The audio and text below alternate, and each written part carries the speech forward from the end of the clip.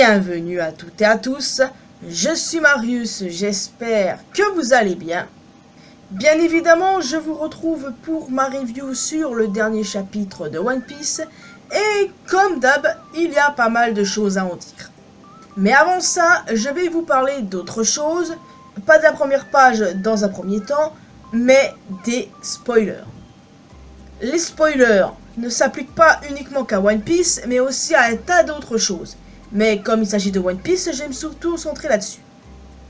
Cette sensation de découvrir un chapitre de One Piece en temps réel sans être fait spoiler est agréable, n'est-ce pas? Mais où est cette époque? Parce que j'ai l'impression que maintenant, pratiquement tout le monde lise les spoilers et ça me rend malade parce que ça te casse complètement ton délire de te plonger dans un chapitre, ça casse ton immersion. Tu lis les spoilers, t'es hypé, mais quand tu lis officiellement le chapitre, en fait, t'as aucune surprise parce que t'as lu les spoilers. J'ai pas manqué ma parole, ne vous en faites pas, mais je trouve ça triste qu'on en arrive là, quoi. Mais les pires, c'est ceux qui te spoilent volontairement, quoi. Qui viennent pour te dire, il se passe ci, il se passe ça, juste volontairement pour te faire chier, en fait. Ça m'est déjà arrivé, c'est pour ça. Bon. On va rentrer dans le vif du sujet et parler de suite de la première page. C'est la suite des mini-aventures du Germa. Nous sommes toujours dans le flashback sur les Mads. Ici, Vegapunk rencontre le Gorosei. A noter que leurs apparences ici sont similaires à leur apparence actuelle. Ce qui laisse supposer que les mecs ont peut-être plus de 100 ans. À mon sens, c'est même sûr. Ils ont dû s'arrêter à un âge assez avancé grâce à une quelconque technique, à un quelconque pouvoir, une opération de jouvence ou je ne sais pas trop quoi. Bon, n'hésitez pas à me dire ce que vous en pensez. D'ailleurs, le Gorosei me passionne beaucoup et il y a des chances que j'en fasse une vidéo. J'y travaille actuellement même, alors donc ce sera sans doute pour la semaine prochaine. Enfin, maintenant, centrons-nous sur le chapitre. Le chapitre commence directement sur l'incident de Pythagore. Shaka tente de le joindre en vain et c'est là qu'apparaît une étrange ombre au niveau 3, là où Pythagore s'est fait attaquer. Il paraît évident qu'aucun des punks n'est responsable de cette attaque, mais de qui s'agit-il? Le S-Shark qui est le seul séraphin absent du chapitre? Ça ne lui ressemble pas. J'en doute du coup. S'agit-il de Saturne? Il y a une petite ressemblance, mais à mon sens, c'est pas possible qu'il soit déjà arrivé sur Egghead. À moins qu'il ait une faculté spéciale, un pouvoir spécifique qui lui permet d'arriver à toute vitesse. Mais franchement, là personnellement, j'en doute. Mais moi, je pense que la piste Caribou n'est pas à exclure. J'en ai déjà parlé la dernière fois d'ailleurs. Quand on regarde l'ombre, eh ben ça ressemble à la boue de Caribou justement. On l'a déjà vu par le passé. Sauf qu'une question demeure malgré tout. Pourquoi ferait-il ça? Quel est son but? Il n'est pas aussi intelligent pour peaufiner un plan de ce genre quand même. Donc, c'est peut-être quelqu'un auquel on ne s'attend pas finalement. Avez-vous une idée? Non, parce que si c'est Saturne, eh ben il a fait super vite. Et j'ai du mal à envisager cette possibilité. Aucun doute que les membres du Gorosei sont puissants, hein. Mais quand même, hein, ça paraît super rapide. Donc, on verra bien. Ensuite, les Mugiwara se séparent en 5 groupes constitués de 2 Mugiwara et de 1 punk. Enfin, 2 punks dans un groupe. On a Luffy et Zoro qui surveillent Luffy et Kaku, alors que Shaka supervise, tandis que les autres cherchent Vegapunk. On a Nami et Brook qui sont avec Edison. D'ailleurs, Nami reste égale à elle-même avec ses trésors. Chopper et Robin sont avec Atlas, qui est capable de changer de visage. On a Sanji et Jinbei qui sont avec Stussy. D'ailleurs, la remarque de Sanji, je peux être ton chien. On se calme quand même, frère. Hein. Y a des limites, là. Et enfin, le dernier groupe, Usopp et Franky sont avec Lilith et York. Et c'est ce dernier groupe qui finit par tomber sur le corps de Pythagore.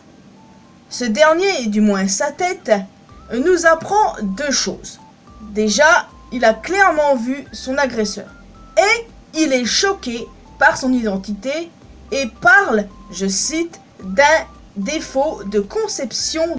Et en plus, il sait d'avance que les Séraphins n'écoutent plus les ordres, d'où le fait qu'il ait prévenu York de ne pas s'approcher du S-Snake.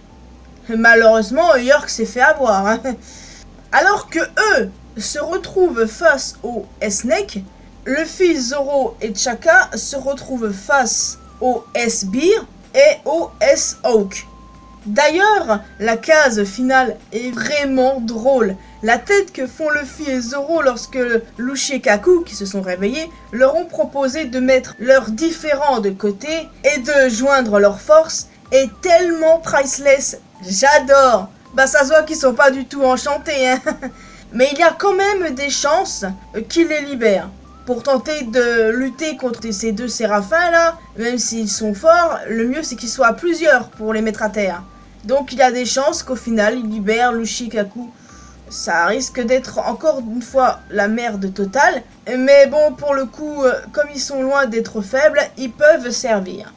En tout cas ça fait quand même marrer me dire que Luffy ne reconnaît pas Luffy en tant qu'empereur, et que là ils lui disent « Viens, on joue à nos forces ».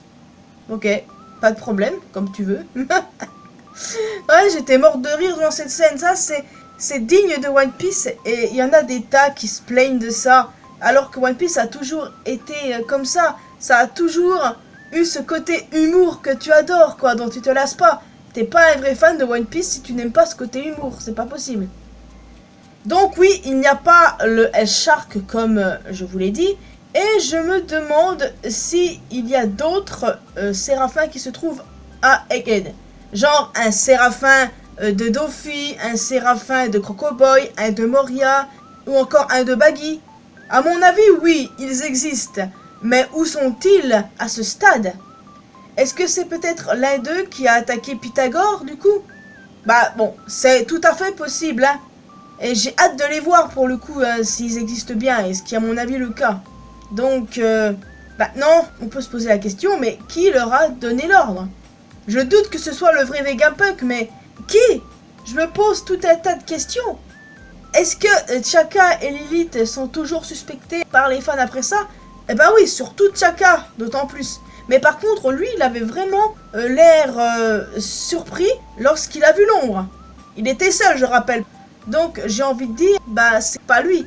Il y a de fortes chances que ce soit un des punks qui ait donné l'ordre pour tout foutre en l'air et que l'ombre soit l'un des séraphins qu'on n'a pas encore vu. Pas le S-Shark parce qu'on l'a déjà vu, mais peut-être le séraphin de Moria par exemple. Donc ça c'est tout à fait possible. Donc la piste du punk traître n'est pas totalement à exclure. Mais là j'ai quand même un doute que ce soit Chaka et quand même un doute que ce soit Lilith. Mais qui ça pourrait être, hein? J'en ai absolument aucune idée pour le coup là. Les deux coupables les plus probables, ce sont eux, hein. Soit c'est bien Saturne qui est arrivé vite sur l'île et qui contrôle tout ça, ou bien c'est l'un des punks. Donc, je ne sais pas. Et puis, la piste Caribou n'est pas à exclure, mais comme je le disais, mais quel serait son but dans tout ça? C'est ça la question. N'hésitez pas à me faire part de votre propre théorie là-dessus. En tout cas, les amis, oui, c'est la merde totale. Mais ça me hype, évidemment, quand il y a la merde, ça me hype. Certains pensent que Luffy, d'ailleurs, va se faire prendre et se faire remettre en prison. Sauf que là, je ne suis pas d'accord, et ce pour deux raisons. Déjà, ça serait redondant, parce que Whole Cake, Wano, c'est bon au bout d'un moment, hein. Et puis, Luffy est un Yonkou maintenant. Donc, non, pas de capture, s'il vous plaît. Ils sont dans la merde et je sais pas comment ils vont se tirer de tout ça, c'est vrai. Mais pas de capture, parce que voilà, ce serait un petit peu chiant, non? Mais bon, j'ai trop hâte de voir la suite, les amis. Qu'avez-vous pensé de ce chapitre? Est-ce que vous avez des théories qui est derrière tout ce merdier, quoi? Que va-t-il se passer dans le prochain chapitre? Je suis tellement excitée, mais c'est vrai que ça fait peur pour la suite. Il est temps pour moi du coup de vous laisser ici les amis, j'espère que vous avez apprécié cette vidéo autant que moi j'ai apprécié ce chapitre. Donc oui, n'hésitez pas à me laisser un commentaire me donnant vos idées sur la suite, sur qui fout la merde, s'il y a un traître parmi les punks, si c'est Chaka, Lilith ou bien un autre, mais à part eux je ne vois pas qui ça pourrait être, ou bien c'est juste Saturne qui a fait très vite pour venir.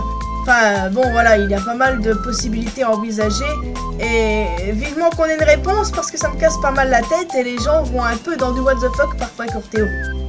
Bon, n'hésitez pas aussi à laisser un petit pouce bleu, c'est toujours encourageant. Vous pouvez me retrouver sur mes réseaux sociaux, les liens sont comme d'habitude dans la description. Et surtout, le plus important, abonnez-vous à cette chaîne ainsi qu'à ma chaîne secondaire pour qu'on puisse se retrouver dans une prochaine vidéo. Bye bye!